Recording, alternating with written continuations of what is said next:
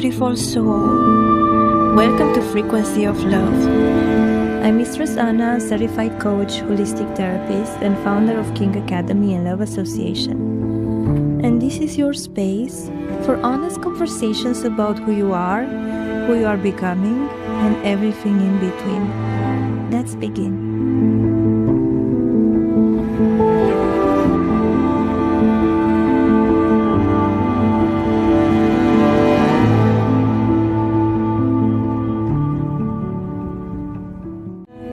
Hello, beautiful soul. Welcome back to Frequency of Love.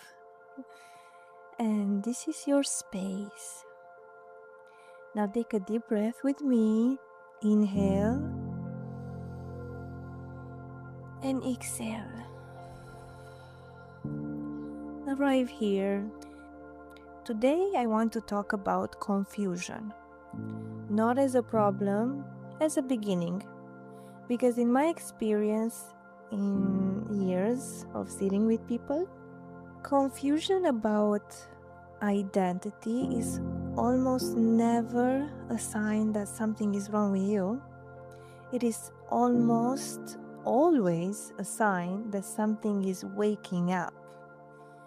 The question of who you are, who you really are, underneath the roles and the labels and the stories and the scripts, is one of the most alive questions a human being can carry. And today we are going to explore the journey from the confusion through the in-between to something that feels not like a final answer, but like a kind of coming home.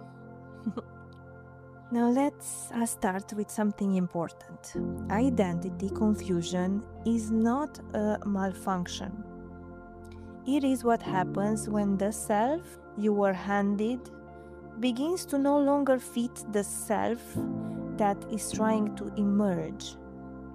Most of us are given an identity before we are old enough to choose one. A family role, a cultural expectation, a gender script, a set of beliefs about what we should want, who we should be, how we should live,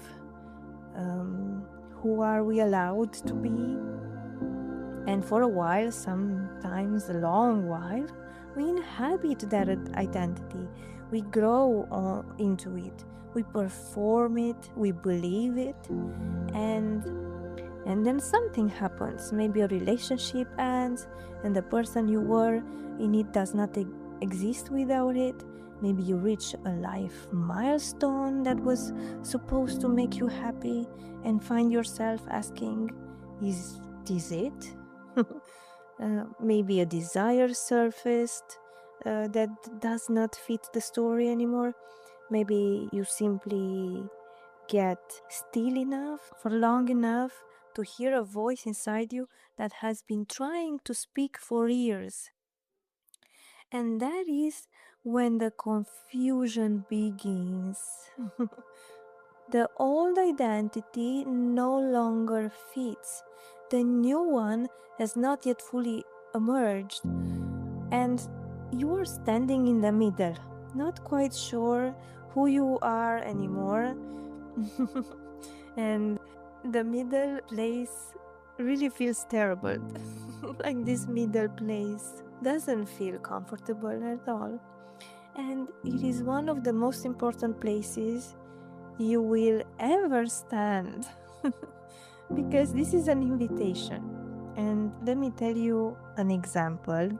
I will speak about Sophia. Sophia was 35, I think, when she described herself as falling apart. Her marriage had ended. The career she had built her identity around was no longer fulfilling. And something else, something she could not quite name yet, had begun surfacing, boiling out. A curiosity about herself she had never allowed space for. Questions about desires, questions about connection, true connection, questions about what she actually wanted rather than what she had been told to want. And she said to me, "I don't know who I am anymore." That was something positive to me, because I told her, we are taught that not knowing is failure.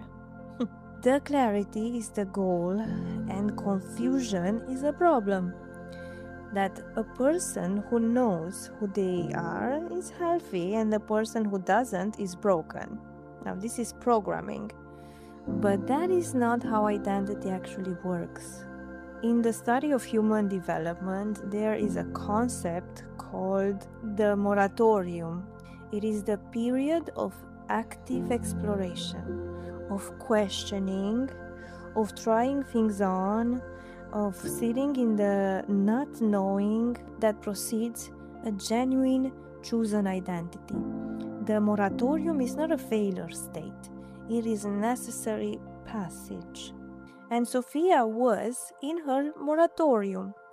At 35, I think, she was doing the work she had not been safe enough to do at 20 or younger. The identity that emerged was not a complete break from who she had been, but it was something richer, something that included her complexity rather than editing it out, something she had chosen consciously with her eyes open rather than inherited and never questioned. Now, I want to give you a way of thinking about identity that has helped many of people. Identity is not one thing, it is layers, and I will explain this. The outermost layer is the social self, the roles, the titles, the behaviors we show to the world, to the partner, parent, professional environment, the one who has it together, let's say it like that. And now, below that layer is the emotional self, the feelings, the needs, the wounds that shape how we respond, how we relate, what trigger us, what soften us. And below that layer is another layer. That is the desire self, what we genuinely want, what draws us, what makes us feel alive, what we have been taught to hide. And at the last, at the very core, is what some call the essential self, some call it soul, I like to call it soul. The awareness that watches all of it, that cannot be reduced to any role or story or label. The part that was here before the conditioning and the part that will be here when the roles are gone. Identity confusion usually happens at the level of the social and emotional self.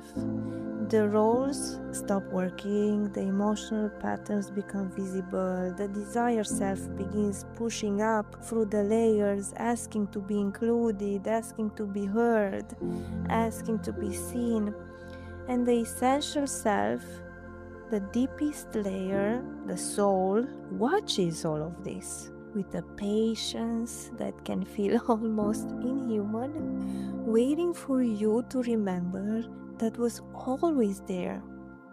The journey from confusion to clarity is the journey from the surface layers down to the essential one, to the soul one, and then back up, integrating everything into something whole. Remember, you are whole. There is an emotional work that happens in this journey, and I want to name it because it is real and it is hard and nobody talks about it enough. And that is grief. When an identity you have and you have held for years begins to shift, there is grief. Grief is happening for the certainty you are leaving behind, for the version of yourself that you are outgrowing, for the people who loved that version and may struggle with the new one. That grief is real, and it deserves to be felt, not bypassed, just acknowledged. And just acknowledge and invite the grief for compassion and healing. This was the first one, and the second one is fear. The fear of being wrong about who you are, the fear of what other people will think, the fear of not knowing what comes next, the fear underneath or being truly seen or not accepted. In emotional therapy, EFT, that fear lives in the shame cluster.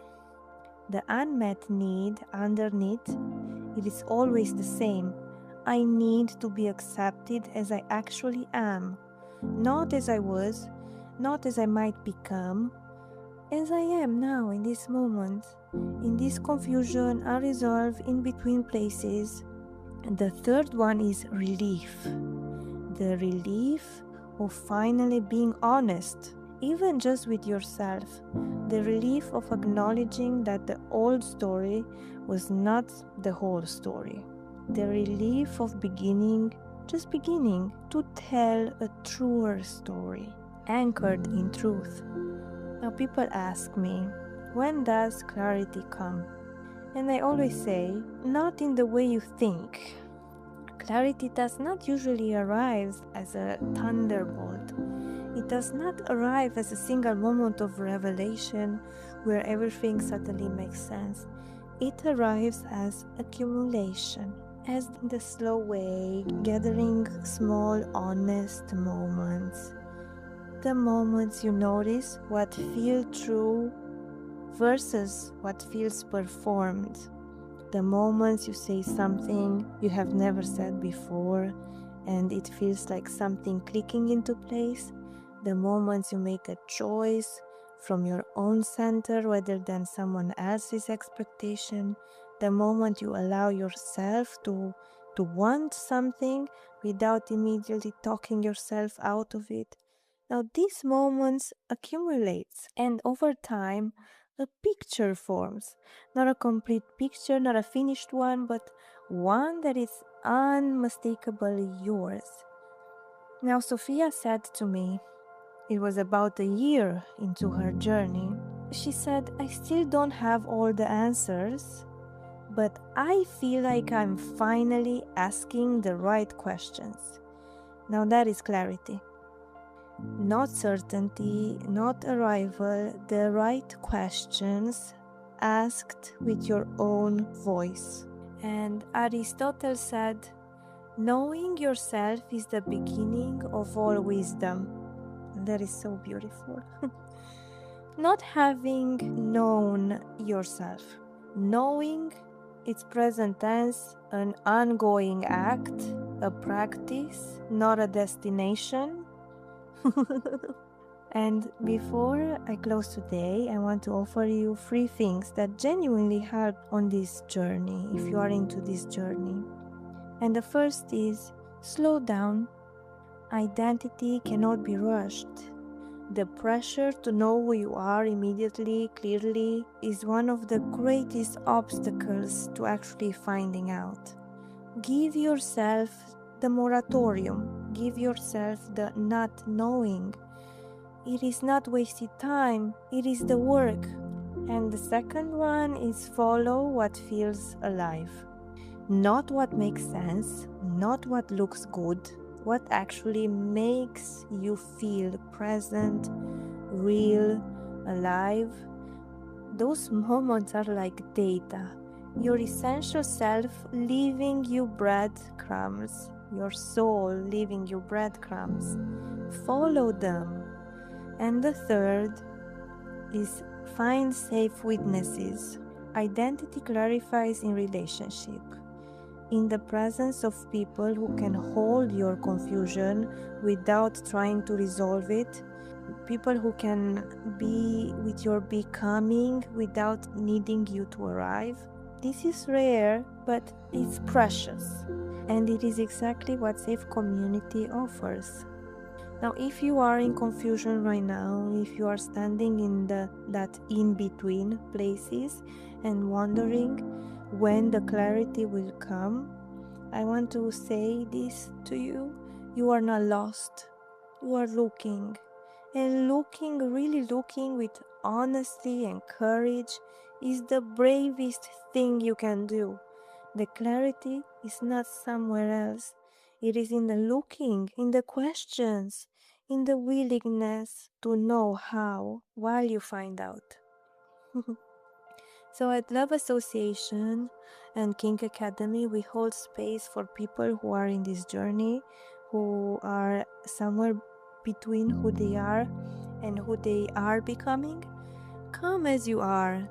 I will leave the link in the notes. You can read our blog, join our community. You are welcomed. Now take a deep breath with me. Inhale and exhale. And just be here in the not knowing, in the becoming. Thank you for being here with me. This is Frequency of Love. I'm Mistress Anna, and I will meet you again in the next soul conversation.